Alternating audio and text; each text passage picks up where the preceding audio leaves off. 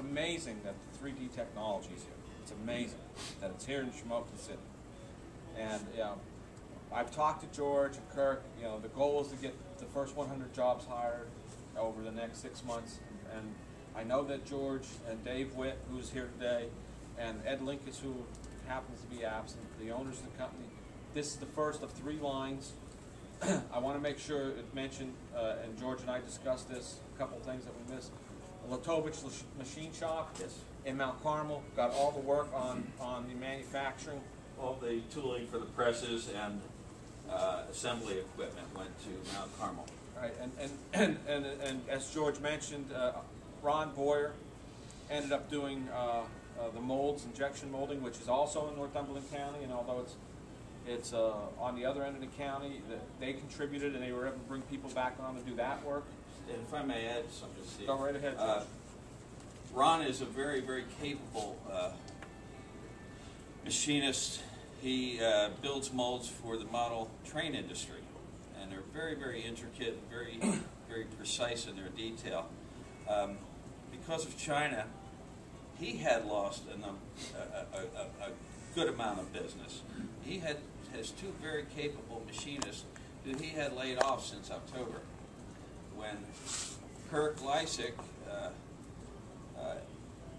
reached out to us, we reached out to Ron to design the injection molds and actually produce the injection molds. He was able to call those 2 gentlemen back immediately, and there's still to this day they're full-time employed. So it's all there's tentacles. There's everything touches each other, I guess. Right, and that's where I wanted to end is there are all kinds of ancillary benefits to this, and there's spin-offs, you know, tentacles, spin-offs, ancillary, and Latovich and Boyers are just 2 that we can identify today. The other important thing to me is that we're going to make Shamokin City a walkable community again. People who live in Cole Township and in Shamokin City will be able to walk to work. They don't have to get in their cars and drive if they don't want to, okay? Just 2 blocks away is Harry's Bar and Grill, and there's several pizza shops along, what street is that? Market Street, along Market Street. 2 blocks. Those shops are going to be used again, all right? Not that they're not being used now, but they're going to see an increase in business. That's the ancillary benefits for things like this. Hopefully the news item is going to sell more papers, because there are going to be people going to work and getting coffee, grabbing a paper on the way in, okay? Everybody wins. Everybody wins, and these are green jobs because they're in the city.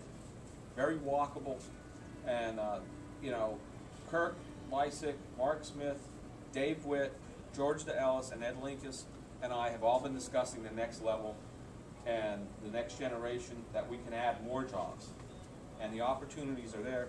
And when we have people like Dr. Richard Caruso, who is well known in the business world, he's been an entrepreneur all his life, and he's been philanthropic also.